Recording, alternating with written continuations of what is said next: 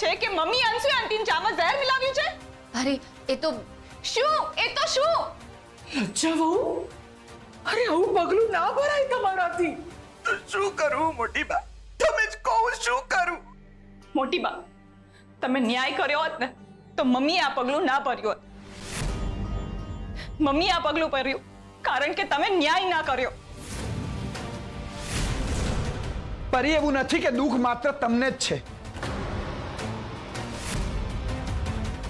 દુઃખ મોટી બાને પણ છે જ. તો તને સમજાયું એમનું દુઃખ? તો સમજાયું હોય તો ચાલ્યો જા ઘર છોડીને, જતો રહે. પરી, શું બોલી રહી છે બધું? સાચું જ બોલું છું મોટી બા. જો એટલું જ સાચું લાગતું હોય ને તો તું જતી રહે ને આ ઘર છોડીને. અયાન, આ શું બોલે છે? એ તારી બેન છે. બેન હોય બીજી હું નહીં. અરે ચિરાગભાઈ, તમે કેમ કઈ બોલતા નથી? આ છોકરો આપણા ઘરમાં આવીને મારી સાથે આવી રીતે વાત કરે છે, મમ્મી ઉપર ખોટા આરોપ નાખે છે અને તમે કાઈ નથી બોલતા.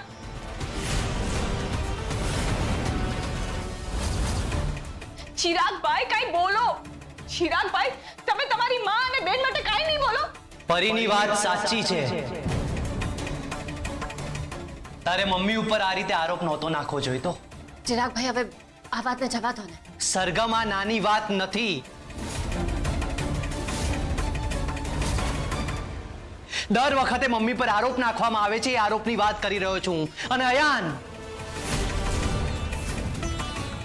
તારે પરી અને મમ્મી સાથે આ રીતે વાત નહોતી કરવાની. તમને બધું તમારું જ દેખાય છે, અમારું કઈ નહીં. તમારી માં, તમારી બેન, બધું તમારું જ, અમારું કઈ નહીં. અયાન, પ્લીઝ તું શાંત થઈ જા. મમ્મી તું ચાલ. આમની સાથે કઈ વાત કરવાનો અર્થ જ નથી. તો પરી, તું પણ કઈ જ્ઞાનની વાતો નથી જ કરતી. હા, અને તારી સાથે વાત કરવાનો મને કઈ શોખ નથી. ચલ મમ્મી. અયાન,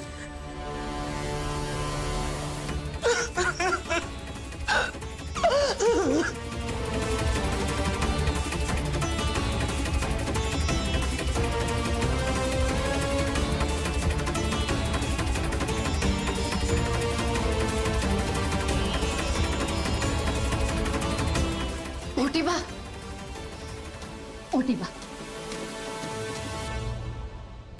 હું સમજુ છું કે આ બધું સહન કરવું બહુ અઘરું છે, પણ બધું જ ઠીક થઈ જશે. તમે હિંમત ના હારો, બધું ઠીક થઈ જશે. સરગમ, મારી ખાલી સ્મૃતિ નથી વિખેરાઈ, મારો પરિવાર, મારું ઘર, બધું વિખેરાઈ ગયું છે.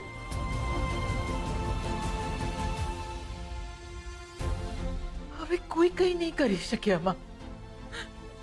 કોઈ કઈ નહીં કરી શકે આમાં. સરગમ, ના મોટી બા, તમે ચિંતા ના કરો. તમારી નાની વહુ હજુ છે, હું બધું ઠીક કરી દઈશ.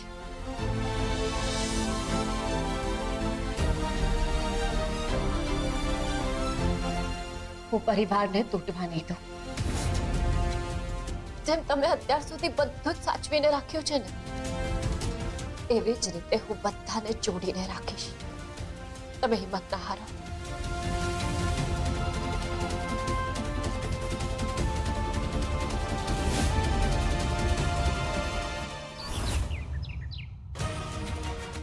શું ખરેખર લજ્જા વહુએ અંશુએ વહુને મારવાનો પ્રયત્ન કર્યો કે પછી લજ્જા વહુ જે કહે છે એ સાચું છે? લજ્જા ભાભી મારવાનો પ્રયત્ન નથી કર્યો, કેમ કે હું કિચનમાં જ હતી અને ત્યાં જ લજ્જા ભાભી આવ્યા. હું ત્યાં જ હતી, પણ મને એ નથી ખબર કે એમણે ચામાં ઝેર નાખ્યું કે નહીં. પણ એક વાત સમજવા જેવી છે, સરગમે એના મોઢામાંથી ઝેરની વાત નથી કરી, તો પછી લજ્જા ભાભીએ એમના મોઢામાંથી ઝેરની વાત કેમ કરી?